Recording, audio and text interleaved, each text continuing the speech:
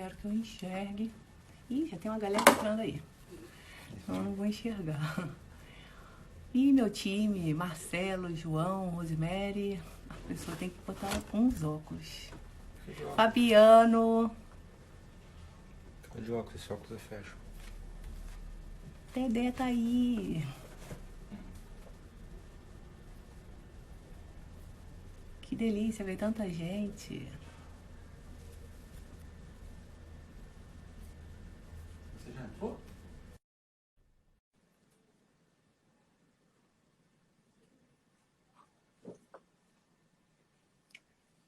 Consigo ficar assim. Olá, Olá, tudo bom? tudo bem, Carla? Tudo jóia? Tudo jóia? Tudo bem? Eu Me vou ficar ouve, brincando de me ouve botar e bem? tirar os óculos para poder acompanhar aqui É, as letrinhas pequenas. exatamente. Legal. Então, tá bom. Você vai esperar uns minutinhos a mais para você dar a Acho, largada? acho bom a gente esperar começar no Tá, horário certinho que a gente combinou, tá bem. com pontualidade, mas aguardando também que faltam dois Eu acho que é. minutinhos ainda. Vamos dar esperar uns 2, 5 minutinhos, aí a gente tá vendo que as pessoas estão entrando, aí a gente começa, tá? Tô aqui. Também estou por aqui. Beleza.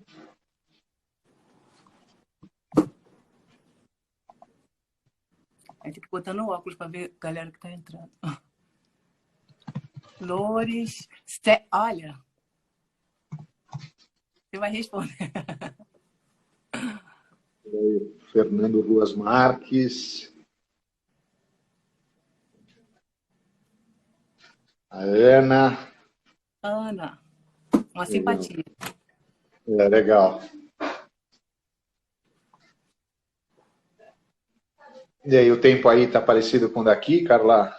Melhorou, Garoando com São Paulo? melhorou, tá parecendo com São Paulo, você sabe que é como eu mais gosto. É, Calor, muito sol, só quando tá de férias, vai pra praia ou pra piscina. exatamente. Fala, Moisés, tudo bem? Fala, Fernando, boa tarde, cara. Brito também chegou. A Adri já deu um oizinho. Legal. Ana Lúcia, tudo bem? O pessoal depois fica brincando por WhatsApp e fica falando, poxa, por que não colocou uma foto desse ano? Tinha que colocar uma foto de quando eu era mais jovem, né? Alguns falam que estava mais magro, outros que a pele estava melhor. É impressionante como a gente envelhece, viu? É, o tempo passa, né?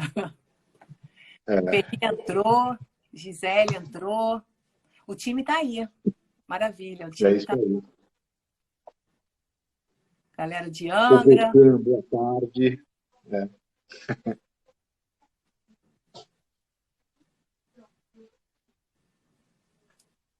Consigo ficar. Depois eu acho que vale até a pena comentar, né, Carla, que a live está sendo gravada, né, e que depois vocês podem disponibilizar para as pessoas que pedirem também um acesso para a live. Eu acho que é legal, né? Com certeza. Já tiraram um sarrinho lá, perdi, mas tiraram um sarrinho já da minha cara. Tudo bem, A tudo bem. primeira foi a Adriana, você não viu, não?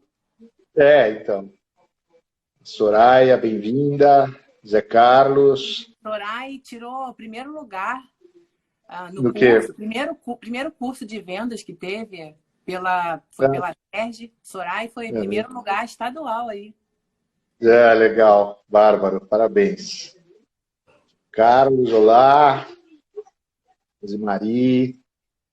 Carla tá bonita. Pô, sobrou para Te Amo Molinari quem foi. Ah, não, essa daí é a Adriana. Ela é suspeita. Fala, Marcos, tudo bem? Não, tá bom. Acho que mais 2 minutinhos, a hora que você quiser, Carla. A gente tá com umas 40 subindo, 40 para 50 pessoas. A hora que você quiser também, a gente vai. Acho que Tá? a gente precisa ser pontual também para respeitar a galera Os que que está já aí. entraram, né? Pois é. Legal. Fala, Então podemos, Britão. Vamos? vamos oficialmente iniciar a nossa live. A gente vai fazer uma série de 2 lives, porque o assunto é muito complexo e acho que a gente precisa dividir em dois dias e 2 blocos por dia para a gente poder organizar tanto assunto.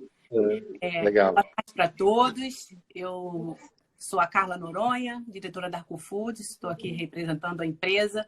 Nosso time de vendas demandou muito da gente que se posicionasse para ajudar o nosso cliente, nosso operador. E aí, para isso, a gente trouxe o nosso amigo, conselheiro, consultor, um dos principais consultores do mercado food service, Sérgio Molinari, super especialista nesse mercado food.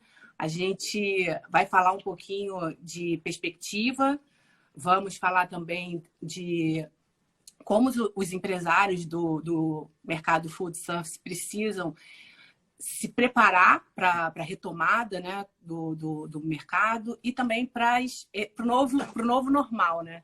Acho que a gente precisa entender muito. Acho que um assunto muito importante do momento é o novo comportamento do consumidor, que também vai modificar bastante, mas isso vai ficar para o segundo dia. Né? Isso. Semana que vem a gente fala, então, de comportamento, fala um pouquinho de delivery, e hoje eu queria que você começasse falando um pouquinho de cenário, né?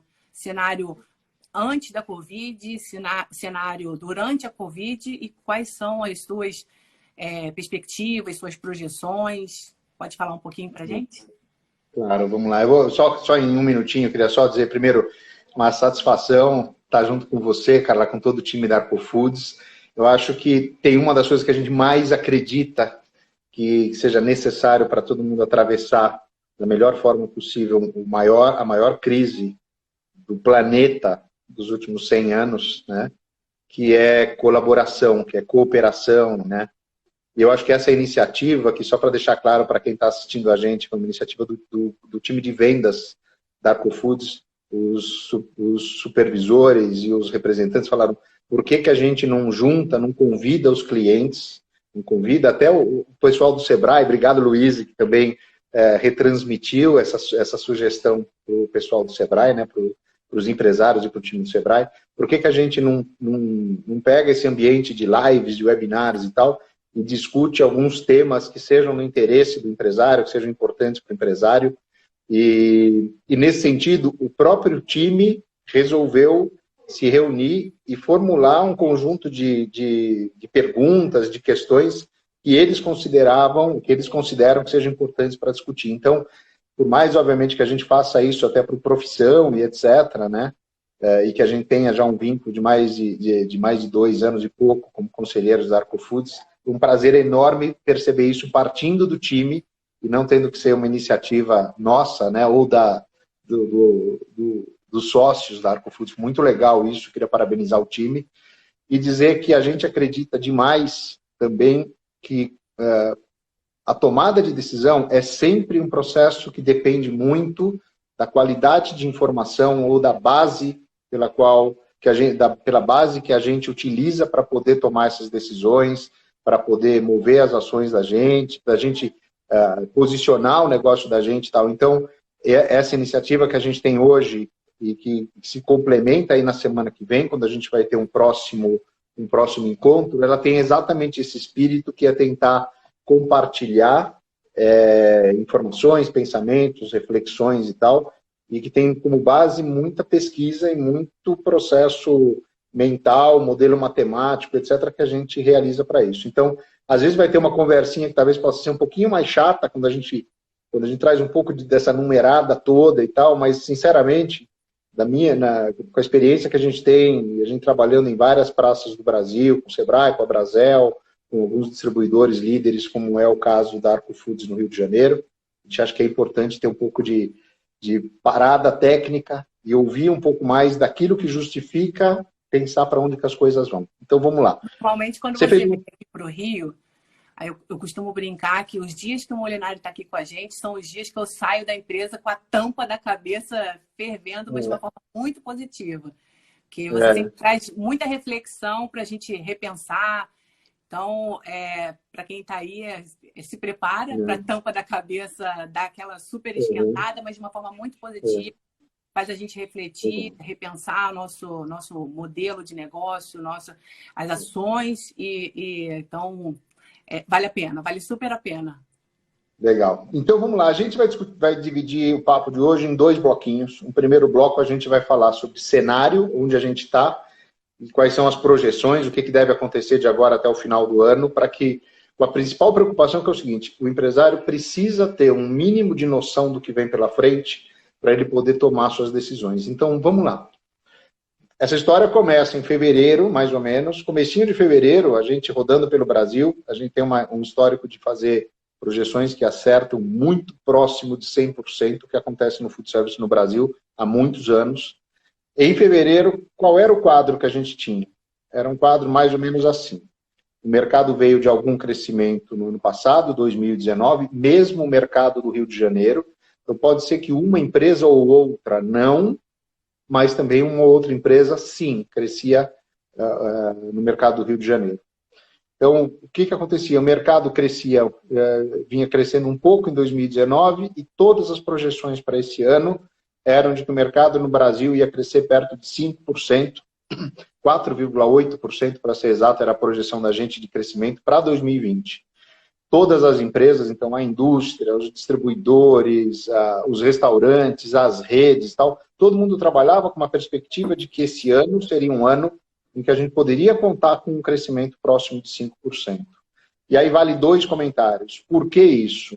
Primeiro, porque o food service, até eu vi que alguém já comentou, não consigo ler aqui quem foi, mas alguém já comentou, de que o combustível do food service no Brasil é basicamente uma composição de crescimento de emprego, crescimento de renda e crescimento de PIB. Ou seja, quando você tem um crescimento da riqueza produzida no Brasil, e isso distribui melhor pela população, e isso chega para a população, para o trabalhador, na forma de mais emprego e mais renda, sempre que isso aconteceu no Brasil, o mercado cresceu. Sempre que o mercado andou para trás, o mercado de trabalho, a renda, o PIB per capita, o mercado de food service caiu. E ele, graças a Deus, mais cresceu do que caiu.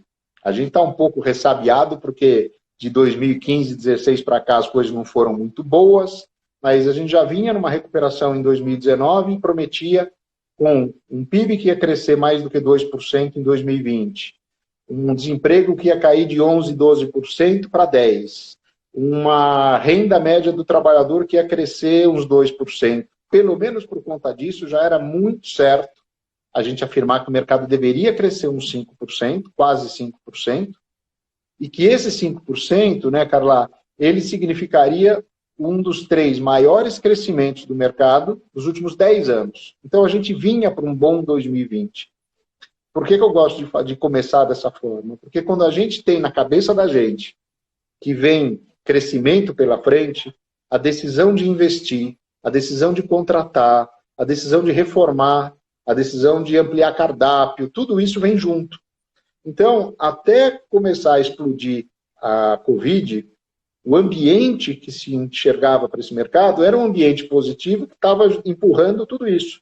Investimento, reforma, contratação, renovação de cardápio, um pouco mais de marketing e tal.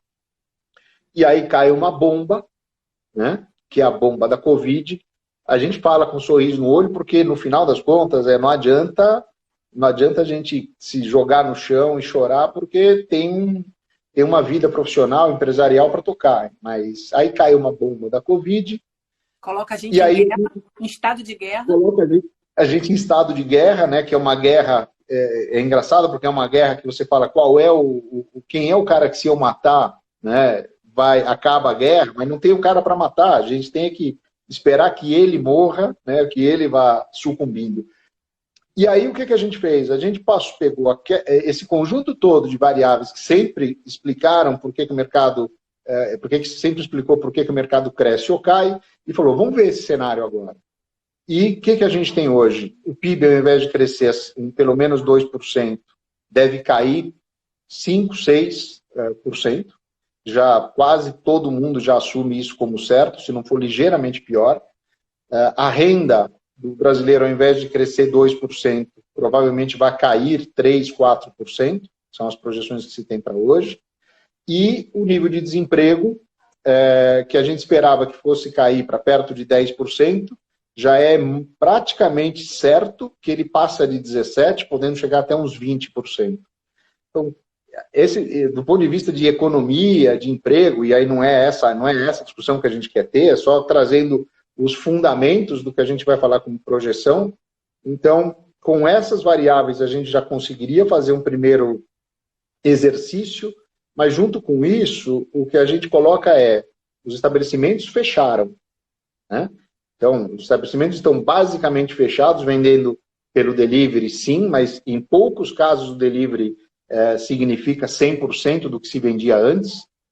Tem um pouquinho de take-out, de retira, tem algumas outras invenções que o empresariado brasileiro sempre consegue criar para se virar nos 30, mas a verdade é que o mercado fechou, então não é só uma questão de PIB, emprego, renda, etc., mas o mercado está fechado, né?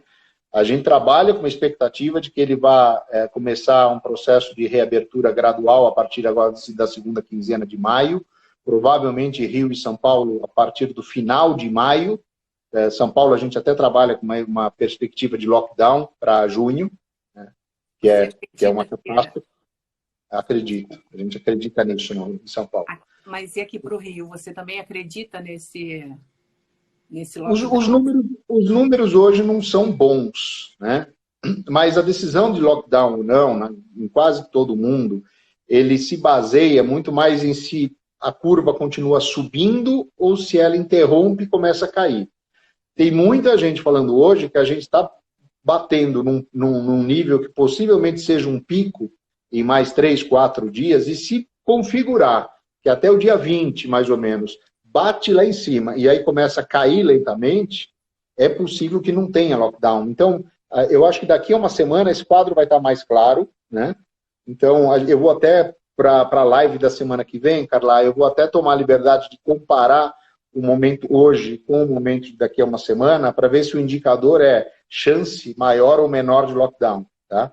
Ótimo. Que é um ponto... Mas, ao mesmo tempo, também queria fazer um comentário. Ninguém quer lockdown, né? Ninguém quer que as coisas parem mais ainda.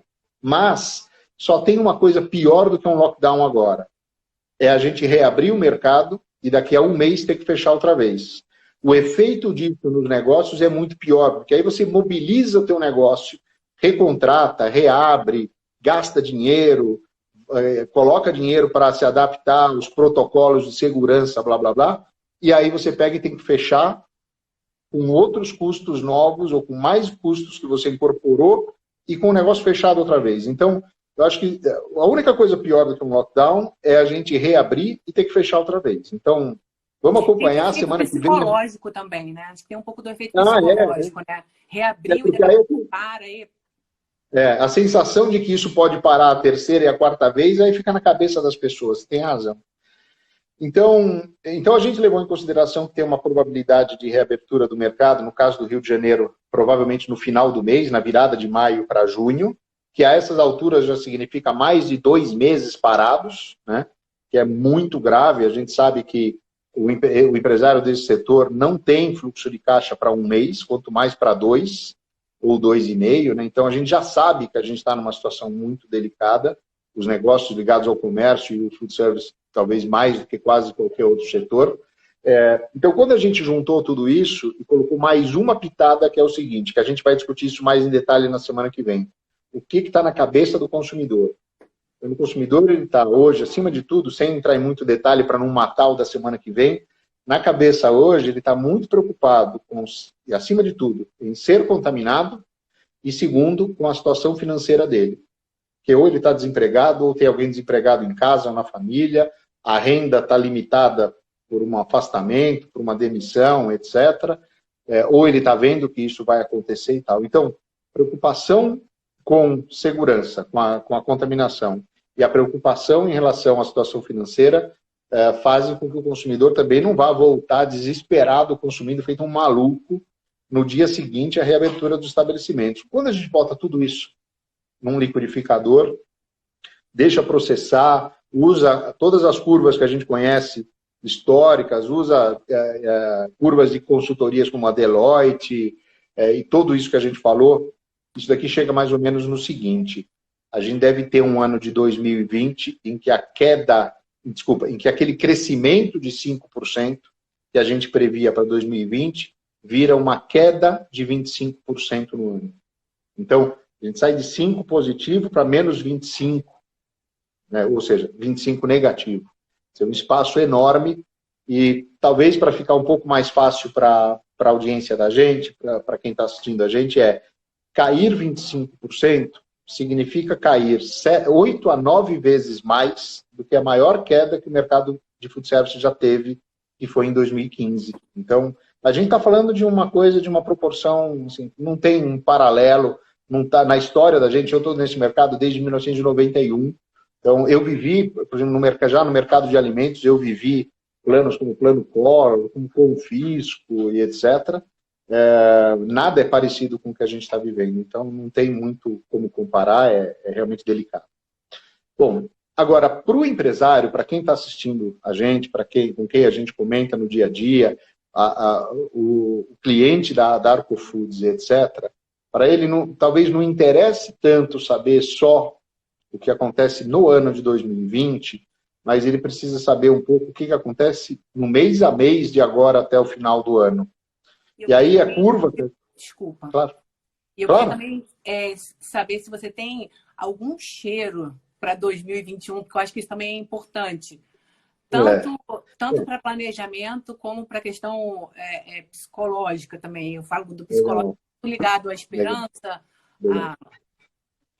Eu vou deixar para falar de 21 depois, porque até o 2020 eu diria que a gente tem um grau de segurança do que vai acontecer maior, e aí a gente tem um pouco de sensações do que vai acontecer depois. Então, primeiro, falando ainda do 2020, Carla, então, além da gente falar, esse mercado deve cair alguma coisa próximo de 25%, e aí, seguindo um pouco a pergunta sobre quando o mercado reabre ou não, se demorar mais, se o mercado reabrir só lá em final de junho, final de junho ou meio de junho, isso que a gente está falando piora um pouco, obviamente. Mas nesse exato momento, com o que a gente tem, o mercado cai uns 25%. Agora, no mês a mês, o que tende a acontecer? Pior mês de todos foi abril, né? Explico até por que a gente está lendo, e a gente até teve a confirmação desses números hoje pela Cielo, né, que a queda foi maior no mês de abril do que está acontecendo agora em maio. A interpretação da gente é que o abril, muitas empresas não estavam preparadas para sair de uma situação de salão fechado, de estabelecimento fechado, e ter que se virar na encomenda, na entrega, no delivery, no take-out, etc. Então, durante o abril, muita gente meio que se preparou, vai comprar embalagem, vai se cadastrar num marketplace, vai aprender a fazer, vai readaptar embalagem, cardápio, alternativas, vai ver os contatos que estavam parados lá no WhatsApp para tentar acionar. Então, o abril foi uma adaptação e o maio vem um pouco menos ruim. A palavra é essa, não vem melhor, ele vem menos ruim. Então, quais são os números que a gente enxerga mês a mês? A gente tem um abril em que a queda estimada a essas alturas é de 75% em relação ao ano passado. Vou repetir. Abril de 2020, o mercado rodou com 75% menos faturamento do que o ano passado, né? Não é que o mercado vendeu 75%, ele vendeu 75% a menos, ou seja, ele rodou a 25% do normal do ano passado. O maio, a gente está trabalhando hoje que ele tem um desempenho mais ou menos de 35% do ano passado, e aí a curva, considerando que o mercado reabra até o final de maio, é que a gente vai ter 45% em junho, 55% em julho, 65% em agosto, então tem aí uma recuperação razoável, e que aí ele vai terminar o ano entre 80% e 90% do que foi o ano passado. Ou seja, a gente não tem nenhum motivo mais para acreditar que o mercado possa voltar ao tamanho que era em 2019, pelo menos até o final desse ano. Depois eu vou te falar do 2021, né? Então, esse ano, essa é a realidade com a qual a gente trabalha. A gente tem testado essa projeção com muitas entidades, com muitas empresas. Eu acho que ela está bem calibrada. Pode ser um pouquinho pior, é mais provável do que ser um pouquinho melhor, mas é por aí. Com base nisso, o que a gente queria pedir ou recomendar para os empresários? Que eles, na hora de tomar as decisões do que fazer, e quando a gente fala sobre o que fazer, a gente está dizendo, inclusive, Carla, a decisão, às vezes, de sair do mercado, né? A gente não deseja isso, não é o que a gente quer. Mas a gente tem que lidar com uma realidade que pode ser que alguns decidam o seguinte, não consigo atravessar esse período e é melhor eu sair antes do que aumentar o tamanho do rombo e aí depois sair mais machucado. Então, tem uma pergunta sobre esse tema, desculpa te atrapalhar de novo, nada. mas desenvolve quando você tiver um tempinho, tem uma pergunta exatamente sobre mortalidade. Legal. Qual é o percentual de... A gente trabalha hoje, até a gente calibra esse número de tempos em tempos com a Brasel, para a gente ter um cheiro, se a gente está falando de coisas parecidas. A gente trabalha hoje de uma forma bem segura, com uma mortalidade em 2 momentos. E eu acho que essa tua pergunta, ela empurra a gente para um tema que eu acho que é crítico, tá, Carla? Que é o seguinte, a mortalidade em 2 momentos é o quê? Tem o cara que, na largada da Covid, na hora que falou fecha, e o cara tinha contas a pagar, funcionários a pagar, e esse é um setor que ele não tem tantos recebíveis, né? Então você tem um pouco de cartão de crédito, tem um pouco de voucher, tem um pouco dos marketplaces para receber, mas não tem tanto dinheiro.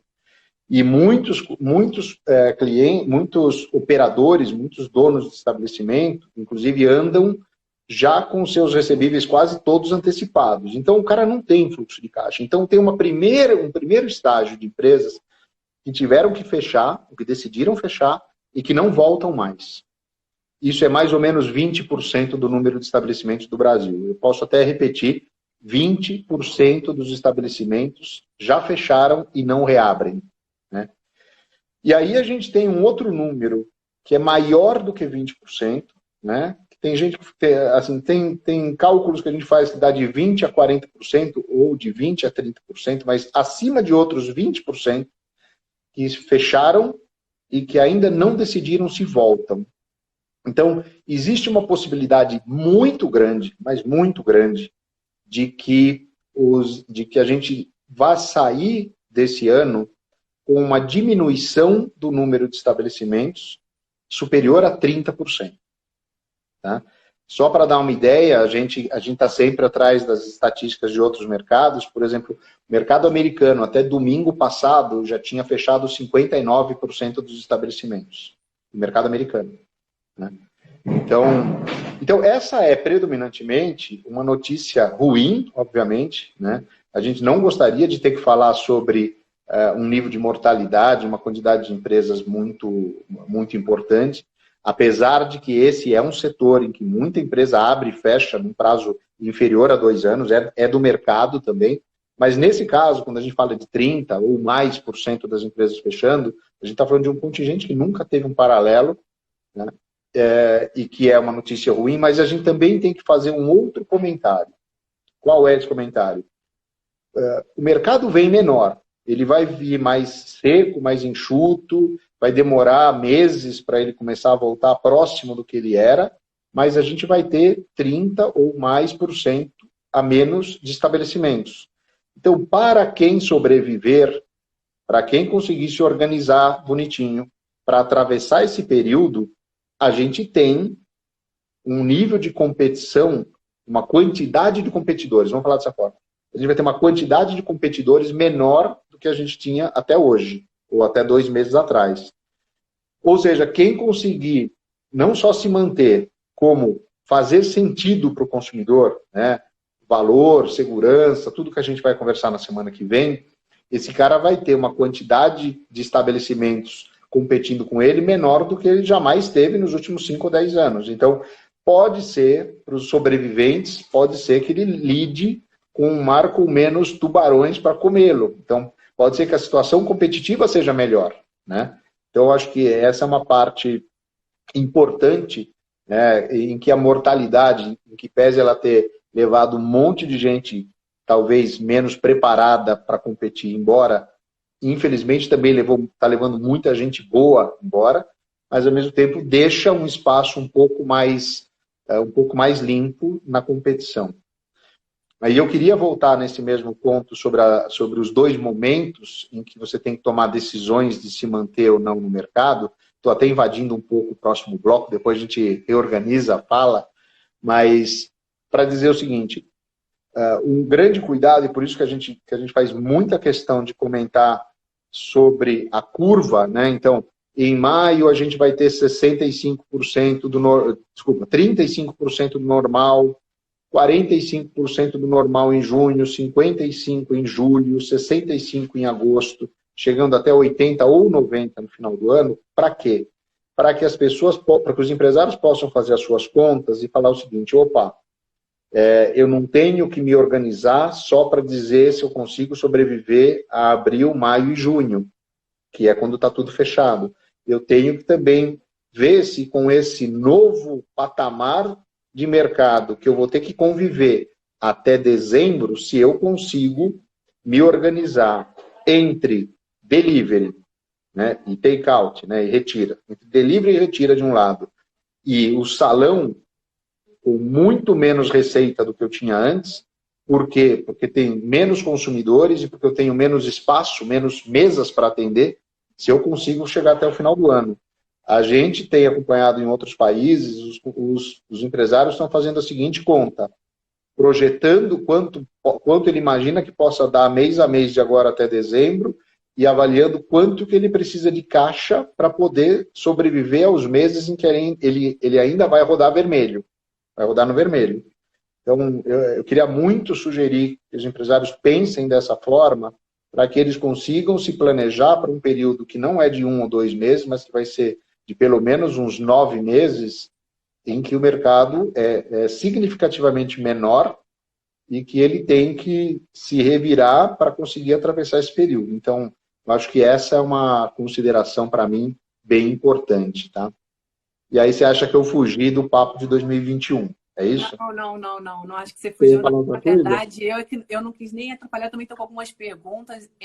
A ideia é que apesar de bem instrutivo, né, mas que a nossa live seja bem descontraída e que a gente também vai atendendo essas perguntas, né? Então, 2021 pode ficar para o final, até porque... Claro, eu falo de 2021 depois. Fala em 2020 primeiro, né? Claro. A gente, inclusive, está passando do primeiro para o segundo bloco. É um momento legal para entrar com algumas perguntas, alguns comentários. Pode mandar. Primeiro, eu anotei aqui, você tinha falado até com relação à Brasel, e aí a Brasel, eu queria fazer um comentário de que a Brasel preparou umas cartilhas para os operadores muito bacana. Super de acordo. E trabalhando muito também essa questão da gestão, né? E eu anotei aqui também sobre gestão, porque quando a gente estava falando de mortalidade, vem logo essa questão associado à gestão. E vou fazer mais um link, porque eu vou falando em mosaico, né? Você vai juntando as pecinhas do quebra-cabeça. Uhum. Quando a gente teve em Chicago, né? Eu me lembro de você ter dito que o nível de maturidade do mercado americano é infinitamente maior do que o nosso. Isso a gente, especialmente falando de food service. Uhum. E aí, o que eu queria entender agora, porque você também falou um pouquinho do mercado americano, de mortalidade, você falou, acho que foi 50 e alguma 59. Coisa. Se eu não estiver enganado, 59.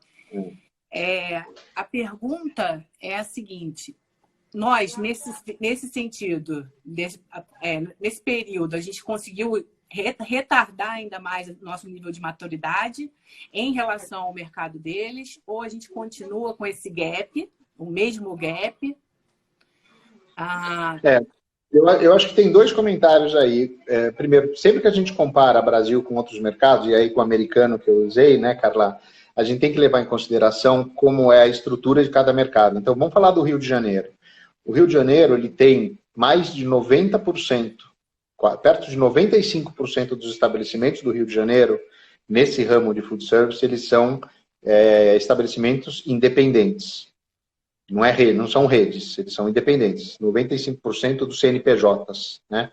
Então, quando eu penso no mercado americano, vou fazer um paralelo Rio, Estados Unidos. O mercado americano, ele tem 35% de estabelecimentos que são redes. Então, 5% rede no Rio, 35% nos Estados Unidos.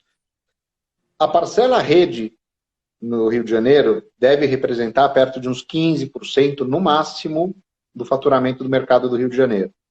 O mercado americano é 62%. Então, qual é a grande diferença onde eu quero chegar? O mercado americano ele é um mercado muito baseado em rede, né? Grande parte do mercado é rede, e que é uma turma que consegue, de alguma forma, buscar dinheiro até para tentar financiar essa travessia, né?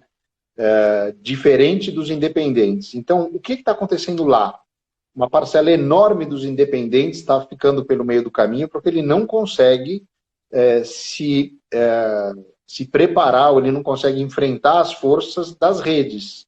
Quando a gente está no mercado brasileiro, quando a gente está no mercado carioca, o mercado ele é um mercado baseado nos independentes. Então, por exemplo, uma parte enorme do que está se vendendo no mercado do Rio de Janeiro hoje, no delivery, são os independentes, não são as redes. Então, e isso não é o que acontece, por exemplo, no mercado americano.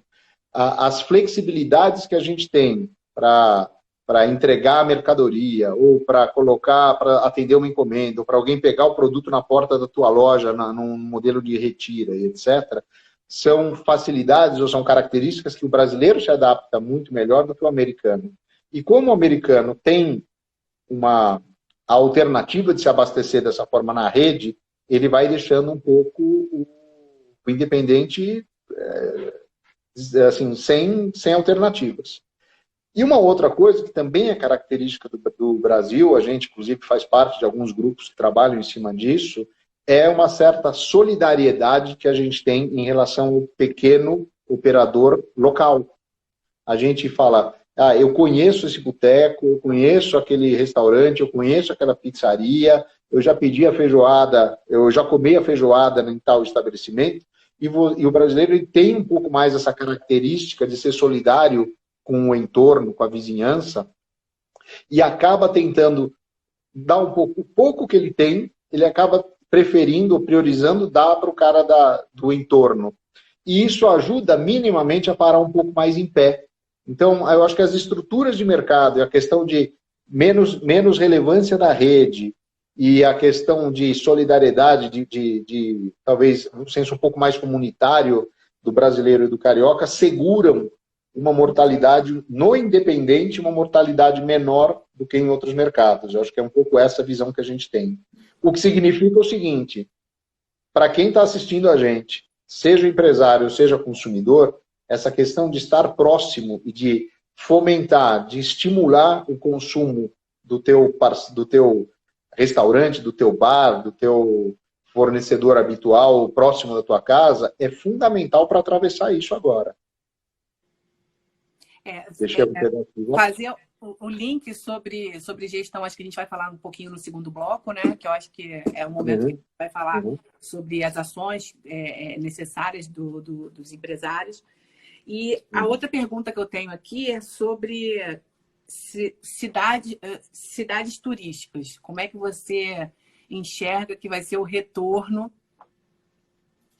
Vai ser mais doloroso. Vai ser mais doloroso. Vai ser mais doloroso, né? Mais lento e mais doloroso. Assim, eu não queria, ao mesmo tempo que a gente detesta ter que falar sobre as perspectivas que não são as melhores, mas a gente tem que ter um certo pé no chão, uma certa frieza para passar uma leitura mais clara, né? Então, como é que a gente vê? O primeiro ponto é 2/3 aproximadamente do consumo fora do lar acontece porque as pessoas estão na rua trabalhando, estudando, em compras, ou em passeio e tal. Então, onde o consumo é mais caracterizado pelas pessoas estarem no seu dia a dia, na sua rotina diária, esse consumo volta um pouquinho mais lento, um pouquinho mais rápido, porque a pessoa precisa se alimentar fora de casa. Só que quando a gente vai para o turismo, né, a curva de recuperação, a curva da recuperação do negócio alimentação ligado ao turismo, ele vai a reboque do que? Da demanda do turismo, né? E o que a gente entende é que, até olhando praças que já foram reabertas, eu estou até me baseando um pouco também nisso, tá? Então, a praça de Santa Catarina, Floripa, por exemplo, que a gente está sempre lá, inclusive com os amigos lá da TAF, né? Ou uma boa parte do Rio Grande do Sul, ou uma boa parte do Rio Grande do Sul, que a gente tem visto que o nível de ocupação da hotelaria está muito baixo, em parte porque o turismo de negócios está quase parado, e em boa parte porque não é prioritário, né? No momento em que o consumidor está totalmente preocupado com contaminação e que ele está muito fragilizado no orçamento, a prioridade dele não é fazer turismo. Então, assim, sem querer ser nenhum catastrofista, mas a perspectiva que a gente tem é que a queda do mercado de turismo para esse ano é uma queda maior do que os 25% que a gente tem para o mercado de alimentação fora do lar. O que significa que se você tem uma queda maior do que essa na hotelaria ou no turismo de uma forma geral, a alimentação que está dentro desse turismo também tende a cair mais. Então, é muito provável que a gente vá lidar com uma queda no campo do turismo no ano superior a 40% no ano, tá? O que significa aí os próximos 6 meses com uma situação bem delicada. Então, a gente tem visto alguns que tinham alguma situação de caixa parando o hotel, a pousada, fazer aquela reforma que não fazia não sei quanto tempo, porque não adianta, entendeu que não adianta muito ficar batendo em ponta de prego entre maio e agosto, setembro. Então, a gente tem um período bem duro. Eu vou antecipar um número do que a gente vai falar na semana que vem, porque acho que ajuda a trazer um pouco de base para isso. Perto de 70% dos brasileiros falam que eles têm uma preocupação de voltar a consumir em restaurantes, e que não vai ser nada menor do que isso na hotelaria. 70% deles falam que tem como principal preocupação a contaminação pelo vírus. Né? E aí, a grande parte das pessoas começam a voltar a consumir a partir de um mês, depois da reabertura do mercado. Então, quando a gente leva isso para a hotelaria, essa perspectiva é pior, né? Então, é muito provável que a gente vá trabalhar aí as férias de meio de ano com o setor fechado ou quase fechado, e que a gente vai ter que atravessar um segundo semestre em que talvez as coisas comecem a melhorar só depois de outubro para esse setor. Então, a gente não quer dar más notícias, mas é fato. É muito seguro que a perspectiva seja essa. Agora, tem uma característica na hotelaria que você não planta, você não abre estabelecimentos de hotelaria na mesma velocidade, com a mesma dinâmica de abrir estabelecimento de alimentação. A gente sabe que vai ter uma mortalidade importante também na hotelaria, né? Então, a gente trabalha com a expectativa de que o retorno do consumo de turismo vai ter um número importante, menor, de estabelecimentos que podem dividir um pouco melhor esse bolo. Então, eu vou voltar para o mesmo raciocínio que a gente falou no começo sobre restaurante. A gente vai ter um encolhimento do mercado por um bom tempo, mas um encolhimento do mesmo tamanho ou até maior do número de concorrentes. Então, para quem conseguir atravessar também na hotelaria, vai encontrar um final de ano, um outubro em diante, porque antes vai ser bem complexo, vai encontrar um final de ano com um nível de concorrência já um pouco mais enxuta. Beleza? Beleza. Acho que a gente já pode ir para o nosso segundo bloco. Tá bom? Vamos lá. No segundo bloco, a gente vai falar um pouco sobre quais são os pontos de atenção, né, as principais preocupações para o empresário nesse período todo. Com tudo que a gente falou sobre perspectiva de redução, fica à vontade para me furar a hora que você quiser, tá, Carla? Fica tranquilo. com tudo que a gente falou sobre projeção, sobre tamanho de mercado no ano, no mês a mês, etc., a gente tem, e aí eu estou tentando, vou tentar ser correto com todos os outros temas ligados à sustentabilidade, emprego e etc. Mas eu tenho que dizer o seguinte, a primeira, a segunda e a terceira preocupações para a subsistência do negócio é caixa, depois é caixa e depois é caixa. Ou seja, liquidez, liquidez, liquidez.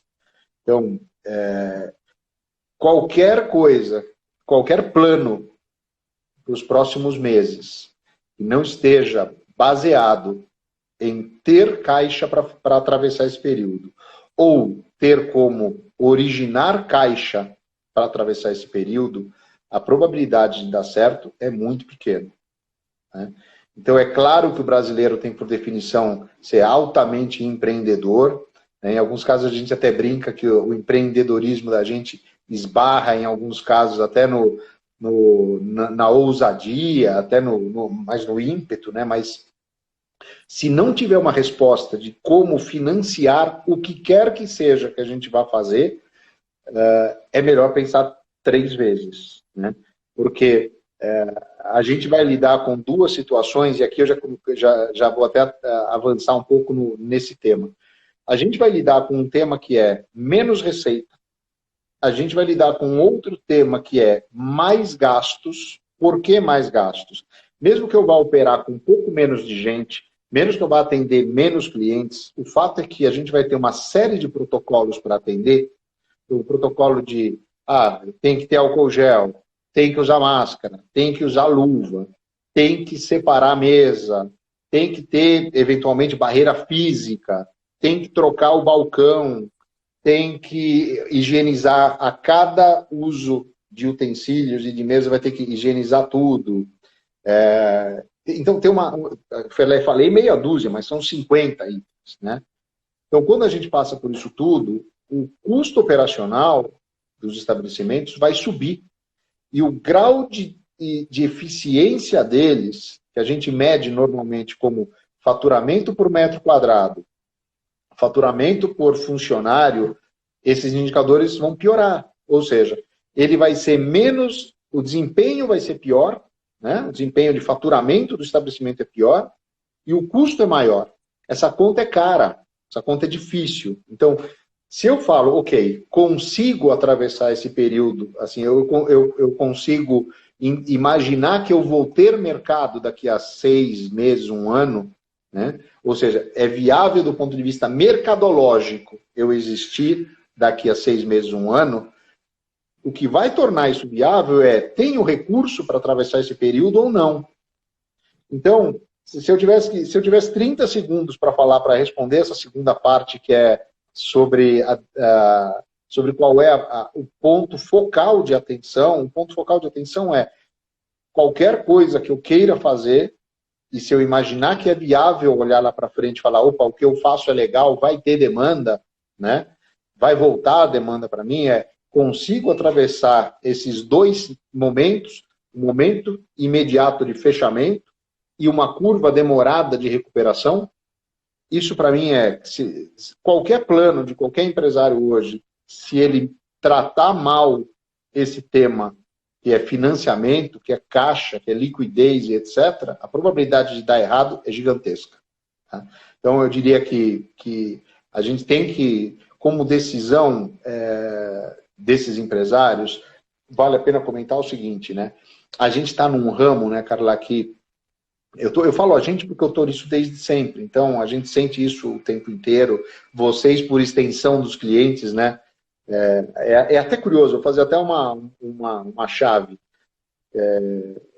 É legal o restaurante entender que um distribuidor como o Arco Foods sofre a mesma dor que ele, porque no fundo, os fluxos de caixa dos dois são tão parecidos, e um depende tanto do outro, que o que acontece no restaurante parece que é eco, acontece imediatamente na distribuidora, né? No seu fornecedor, no cara que vive no dia a dia. Então, nós somos o elo bem do meio, né? É muito conectado com ele, né? E a característica que marca esse mercado, e é tanto o distribuidor como é o operador, é que são empresas, ou seja, são PJs, ou seja, são pessoas jurídicas, onde a pessoa jurídica não é muito diferente da pessoa física. O patrimônio de um e de outro são muito conectados. As contas de um e de outro são muito conectados. Se um não tem liquidez, o outro também normalmente não tem. É difícil você ver um empresário que fez dinheiro na vida e que o restaurante dele está caindo aos pedaços. E o contrário também. O cara que não teve sucesso no negócio e que tem uma vida pessoa física bem resolvida, né? O que significa que ser irresponsável ou imprudente ou inconsequente em relação ao caixa, em relação a ter recurso, pode custar a pessoa física inteira dele, né? Por que a gente tem colocado fogo nesse assunto? Né? Porque a gente quer preservar a empresa, né? A gente quer preservar a entidade jurídica, o negócio que o cara tem há 1, 2, 5, 10, 30 anos, mas a gente também quer que ele tome as decisões que vão proteger a vida física dele, a pessoa física, a família, o patrimônio, etc. Então, eu acho que esse é o tema mais agudo de todos, que é o tema do caixa. E aí eu acho que tem outros 2 temas que são fundamentais. Um deles são as pessoas que fazem parte da empresa, né? E eu estava lendo esse final de semana o grupo que tem o Outback no Brasil, que também tem, obviamente, o Outback lá fora, que é o Blooming. Eu estava lendo qual foi, e eles têm capacidade financeira para isso, tá? Então, não adotem essa prática sem ter caixa, ou sem ter condição de financiar, tá? Mas eles estão adotando, eu vou comentar isso porque ilustra um pouco o que eu queria dizer para a turma.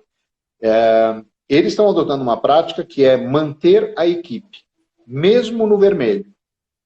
Por quê? Porque no entendimento deles, o sucesso que eles têm como empresa depende basicamente de que as pessoas no atendimento são super treinadas, já tem um formato de como atende, o entendimento do cliente, o entendimento do cardápio, um sincronismo com a cozinha, com a operação, etc., que tem muito valor.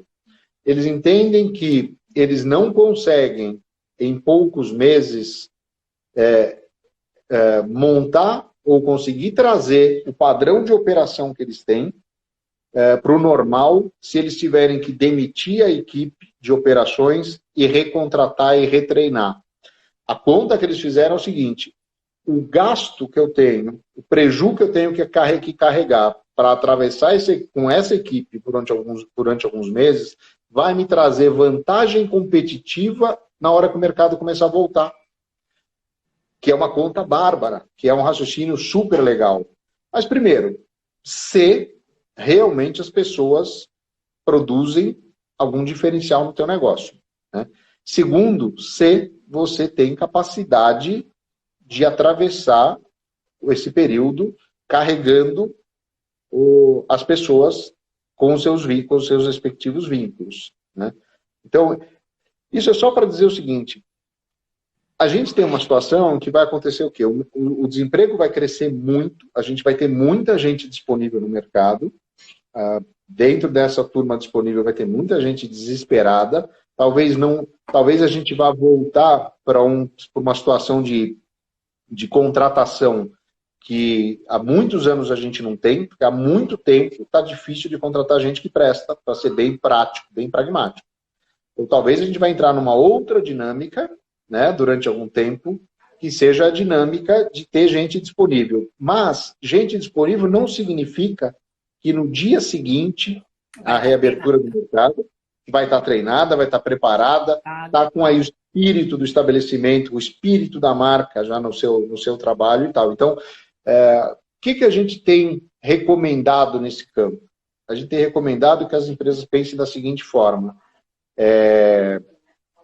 avaliem quem são as pessoas-chave que carreguem mais esse DNA da empresa, que incorporem mais o espírito da empresa, que conheçam melhor a operação da empresa e, na hora de tomar as decisões, se baseiem em preservar, especialmente as pessoas que, na hora que o mercado volta a tracionar, sejam as pessoas que garantam que o negócio ande, né? Então, por exemplo, eu tenho visto muita gente tomar decisões mais pelo tamanho do salário pelo tamanho do cargo para se livrar do cargo do peso maior. Eu entendo os motivos e se não tiver outro jeito, vai por aí mesmo porque é necessidade. Mas ele tem um risco de retomada enorme. E voltando a lembrar, como é que a gente vê como o grande desafio de você se recuperar mais rápido? É o seguinte, o mercado se recupera numa velocidade, tá? Você tem que se recuperar numa velocidade maior. Como é isso? É vendendo de mais formas do que você vendia antes, né? Ou seja, não adianta, o empresário hoje ele tem que entender que ele vendia só no salão, só no balcão, vai ter que vender, vai ter não, em grande parte vai ter que fazer delivery, vai ter que ter take-out, talvez vá ter que vender kit de ingredientes, como muitos restaurantes já passaram a fazer, e assim por diante.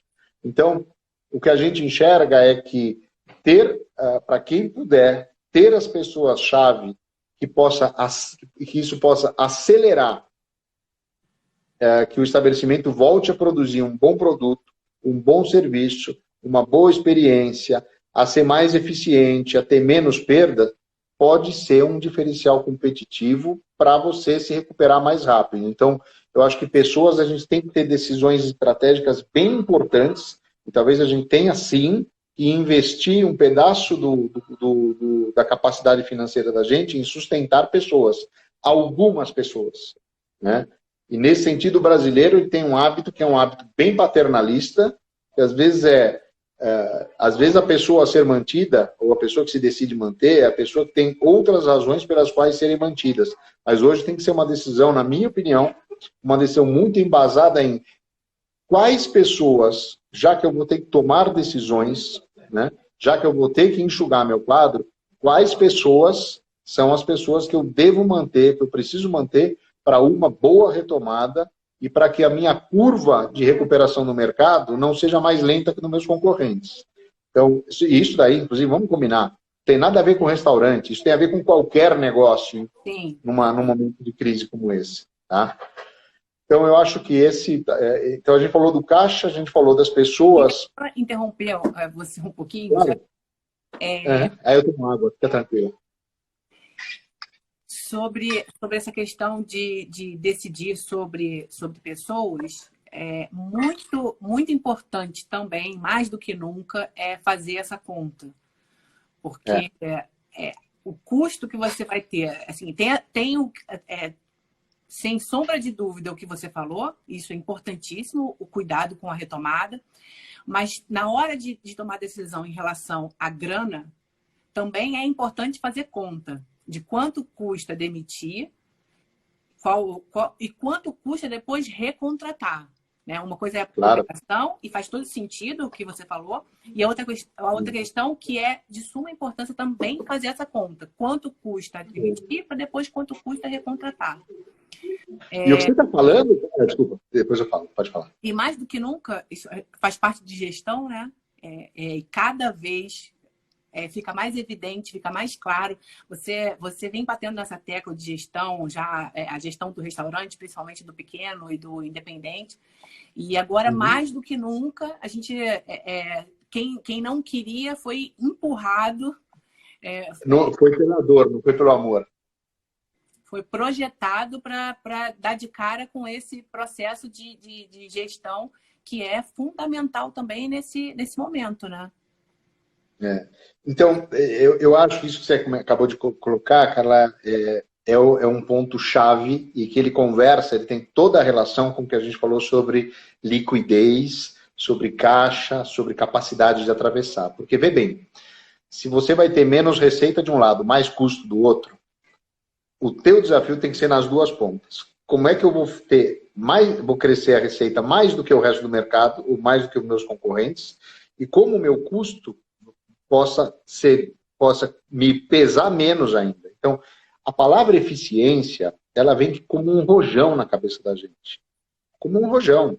Então, se os teus ingredientes tiverem menos rendimento, por exemplo, tem até muita gente falando o seguinte, poxa, mas Então, agora, custo é fundamental, eficiência é fundamental, vai todo mundo comprar ingrediente mais barato. Eu falo, eu acho que é o contrário, na minha opinião, né? Porque se você tiver um produto que seja mais, por exemplo, ingredientes mais flexíveis, que te permitam mais...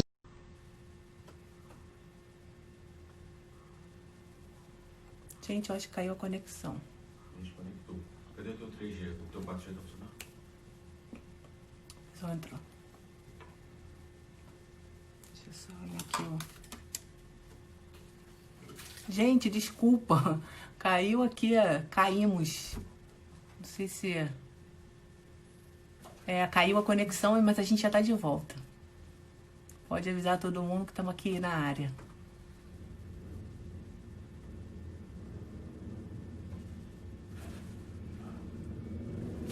Gente, meu time todo tá aí. Um beijo muito grande, muito especial.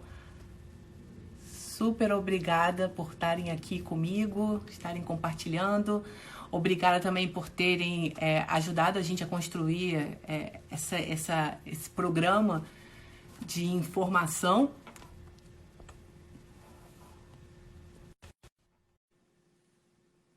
De alguma forma a gente entende que faz parte da nossa obrigação também, né? Contribuir para o mercado.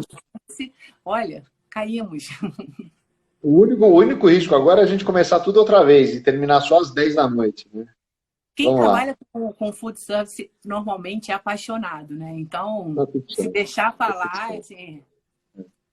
Tá, mas a gente estava falando sobre o seguinte, só para relembrar, a gente estava falando sobre a necessidade de ser mais eficiente, né?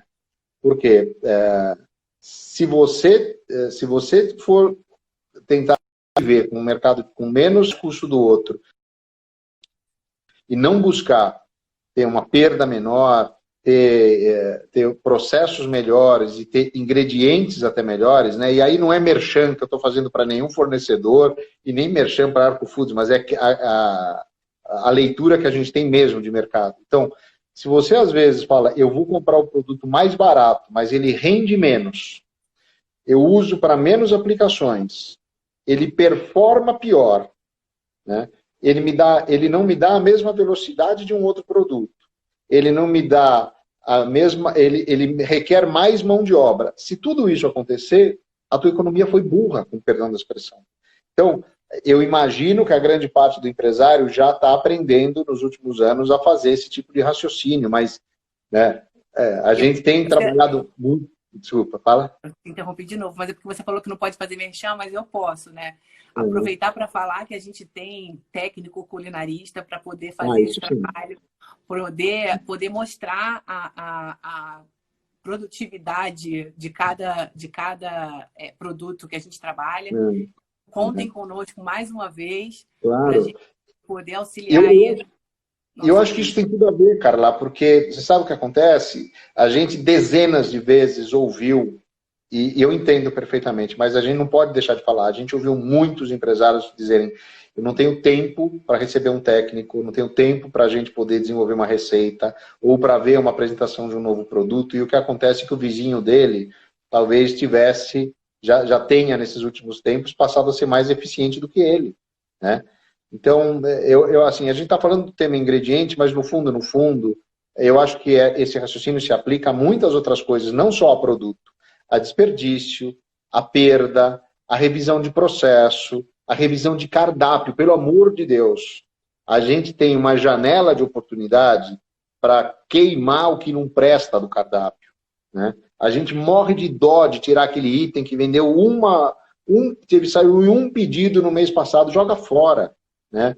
Vamos fazer uma reengenharia de cardápio que faça com que você possa ter um conjunto mais enxuto de ingredientes, aprender a comprar de uma forma um pouco mais racional. Né? A gente já fez comparações, inúmeras comparações, de o quanto você tira, às vezes, de benefício fazendo leilão para comprar, versus o quanto você é ineficiente na recepção, no contas a pagar, no tempo que você perde nesse atendimento. Então, é uma hora... como um todo, né? Então, porque muitas vezes a gente toma uma decisão falando o item custa X ou custa Y, só que o processo para comprar esse mais baratinho que tem em cada item, às vezes faz a tua operação ser muito mais complexa. Então, se a palavra eficiência não tiver como palavra de ordem, não adianta a gente imaginar que a gente vai tirar essa eficiência necessária no preço no custo mais baixo ou no preço de venda mais barato. A equação não vai fechar, porque você vai ser mais ineficiente e você vai vender por um preço em que a tua margem não vai cobrir as tuas receitas. Então, a palavra eficiência, que tem diretamente a ver com o tema que você tinha levantado, né? Estou fazendo esse discurso todo só para voltar para o teu termo, que era gestão. Eu acho que esse termo eficiência, ele vai ter que estar na cabeça das pessoas. Quem não incorporou a eficiência como quase um mantra pelo amor nos últimos anos, né, ou por uma decisão consciente, porque entende que seja melhor, agora não tem muita alternativa. Porque se o cara não for eficiente, ele vai perder mais dinheiro até quebrar. Então, pronto, a gente foi pela dor, mas que seja, que seja. E o cliente dele também com menos dinheiro, né, com menos a massa salarial diminuindo, ele vai focar muito na questão da experiência, né? Então, é muito importante também que o empresário entenda assim, qual é o meu propósito com o meu negócio, para que essa experiência, ainda que seja na hora do almoço, no intervalo do trabalho, ou no delivery, tem que ser uma experiência agradável, uma experiência... acho que é muito importante eles focarem nesse detalhe, que é o que vai fazer com que as pessoas sejam fiéis, os clientes sejam fiéis ou não, retornem ou não, né? Totalmente. E vê bem, quando a gente fala sobre segurança, sobre confiança, que são, na minha opinião, as duas palavras mais importantes em relação ao consumidor, a gente vai falar sobre isso na semana que vem, né? E até lembrando, a Adriana tinha me falado que tem um sorteio de um vinho no feed da Arco Foods, hein? Depois lembra, pede para ela te dar um toquezinho, não esquece de falar. Olha, mandou até um coraçãozinho porque eu lembrei. Mas segurança e confiança vão ser dois elementos super, super importantes da tal da experiência, né? Então, a gente, nos últimos anos, sempre enfatizou bastante com dono de restaurante, de bar, de pousada e etc., a experiência em si, que tinha a ver com o produto, tinha a ver com a segurança, com a apresentação do prato, com o som, com o ambiente, com o atendimento e tal. Nada disso morreu, não é nada disso. A gente não está querendo dizer, olha, mudou totalmente a dinâmica, esquece isso tudo, não. Mas se sentir confiante e seguro passaram a ser dois elementos, ou um elemento só, praticamente a mesma coisa, que um elemento que subiu brutalmente no quesito experiência. Ele passou a fazer muito mais parte do que nunca do tema experiência. E aí, quando a gente fala em como que o estabelecimento vai prover, ou vai gerar a sua experiência, passa por tudo aquilo que a gente sempre soube ou interpretou como sendo experiência, e agora, mais ainda, porque ser seguro e confiante no estabelecimento, mais ainda. Tá? Então, acho que é bem por aí. E a gestão tem tudo a ver com isso, né? E aí eu vou até me servir de eu não me lembro dos números, então não vou falar sobre números, porque eu não me lembro agora de cabeça, mas há uns 2 anos atrás, aproximadamente, a gente viu um estudo do Sebrae que mostrava quais eram as principais habilidades do gestor do ramo de alimentação. E aí o que a gente via, de uma forma simples, era o seguinte: ele tem um conjunto enorme de atividades para desenvolver, ele sabe fazer algumas e ele gosta de fazer algumas, né? E aí tem um monte de gaps, né? Que são os gaps daquilo que ele ou não sabe ou não gosta. E aí eu queria voltar só para o tema de pessoas outra vez, para só ele se cuidar, para que ele não fique descoberto, e aí daqui a pouco o que ele promove como experiência, o que ele vai tentar gerir em termos de eficiência e etc., seja inviável, porque ele sozinho não tem capacidade para tocar tudo isso. Tá? E talvez um último tópico, só para amarrar esse último bloco, até porque a essas alturas a gente tinha pensado em 45, já está indo para 50 minutos, a gente pode ficar tranquilo mais, mas só para o pessoal não ficar também incomodado, é o seguinte: eu acho que não tem muito como a gente imaginar que uma grande parte dos estabelecimentos que vão ser viáveis daqui para frente vão ter que lidar com mais modelos de venda. Então, o delivery ele é mais do que nunca. A gente vai falar sobre delivery, sobre a ótica do consumidor daqui a pouco não, semana que vem. Mas assim, o delivery é muito mais realidade do que já era. Ele já vinha crescendo muito e ele explodiu. Ele não vai ficar do mesmo tamanho depois que os estabelecimentos reabrirem, porque uma parte da demanda importante volta para o estabelecimento. O brasileiro gosta mais de consumir no estabelecimento do que em casa, né? Mas o delivery ele é mais do que nunca um formato que agora é uma realidade que o estabelecimento é obrigado a pensar nele. Chegou para o takeout veio para ficar. E o que acontece, Carla, é o seguinte: quando, por força de tudo isso que está acontecendo, a gente passou a consumir delivery para pedir comida, para pedir produto da farmácia, para comprar do supermercado, para fazer jogo de loteria e etc., o delivery passa a ser uma ferramenta íntimo da gente no dia a dia, que passa a ser normal, mais normal do que antes, eu contar com o delivery para solucionar problema, para resolver minhas conveniências. Então, não dá para... eu não recomendo que ninguém pense assim, sem profundidade, ou seja, não pense com cuidado ou com carinho, que você, na hora que reabrir o estabelecimento, deva considerar o delivery mais do que considerava antes. E você deva considerar que retirar o produto, o take-out, né, como a gente chama, o take-away, vai ser mais forte do que era.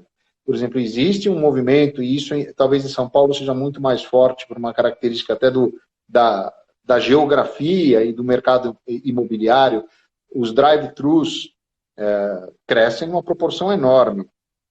Assim, eles vão ser uma tendência muito forte das pessoas diminuírem a frequência dentro do salão para pegar a embalagem para poder levar via drive-thru. Então, esse meu último comentário eu acho que quanto mais a gente olhar para o negócio da gente e falar de que outras formas, além do que eu fazia, de que outras formas eu posso continuar vendendo pós o pior momento da Covid, eu acho que isso vai trazer uma capacidade de reação maior, e não é só uma reação a esse ano, é uma reação versus o que é muito provável que vai ser um novo padrão de consumo.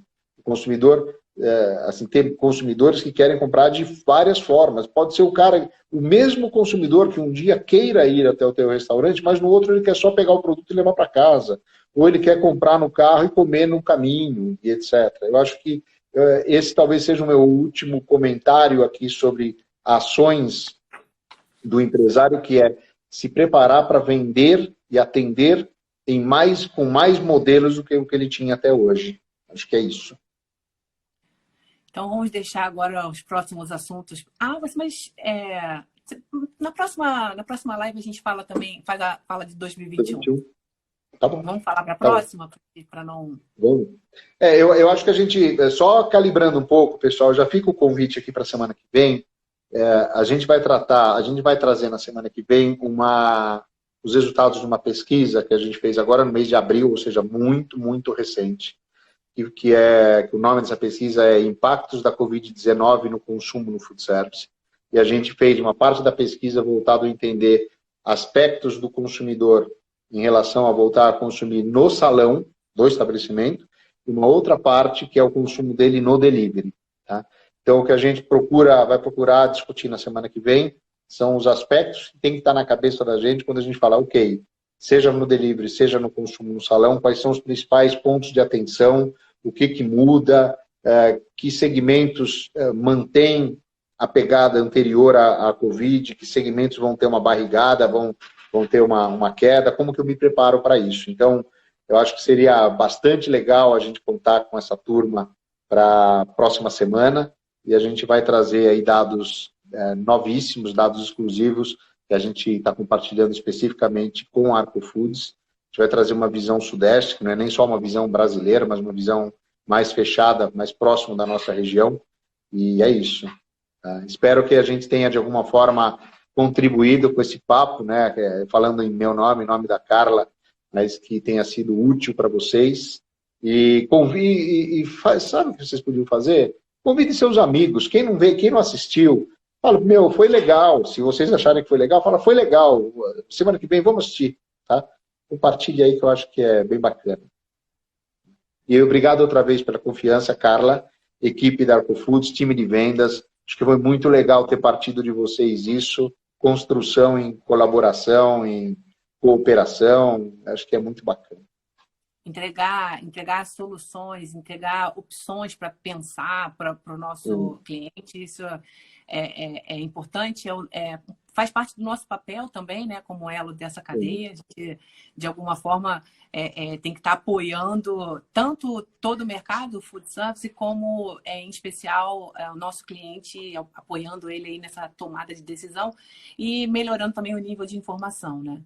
Eu também queria agradecer ao meu time, primeiro, pela ideia bacana. Agradecer porque eles estão em peso aqui, mandando várias mensagens, fizeram perguntas. Eu sou suspeita para falar do meu time, porque eu sou também apaixonada. Agradecendo aos fornecedores, muitos estavam também aqui com a gente. E também os nossos clientes, dizer para cada um deles, conte conosco, conte com o nosso time do comercial, conte com a parceria que nós temos com grandes indústrias, com grandes fornecedores. Nosso objetivo vai ser sempre levar a melhor solução, as melhores opções para apoiar esse mercado que a gente é tão apaixonado por ele. E eu queria deixar só uma mensagem final, que é a mensagem que eu tenho deixado nas nossas reuniões, e acho que é importante também a gente compartilhar, que é manter acesa no coração a chama da fé na força do trabalho. A gente tem batido muito nisso, fé na força do trabalho é um dos nossos valores, tem muita relação com o nosso fundador, e é o que está fazendo com que a gente tenha cada dia para levantar a força para apoiar esse mercado aí que é tão apaixonante. Para você, é uma satisfação ser parceiro de vocês. Hã? É uma satisfação ser parceiro de vocês, bem grande. E é uma satisfação também tê-lo já como nosso amigo, como nosso conselheiro, como a pessoa que traz para a gente muita matéria para a gente pensar, para a gente, como eu falei, né, a gente sai com a tampa da cabeça quente, mas é muito bom, é muito produtivo. A gente cresceu muito como empresa, evoluiu bastante, mas a ideia é essa. Amanhã melhor do que hoje, e podem ter certeza que na próxima live também vai ser ainda melhor. Então a gente espera por todos vocês. Muito obrigada. Legal, obrigado, pessoal.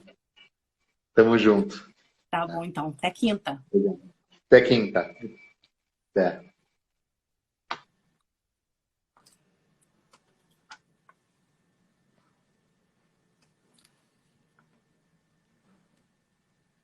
Gente, tem um monte de gente que eu queria falar. Meu time de vendas todo maravilhoso aqui.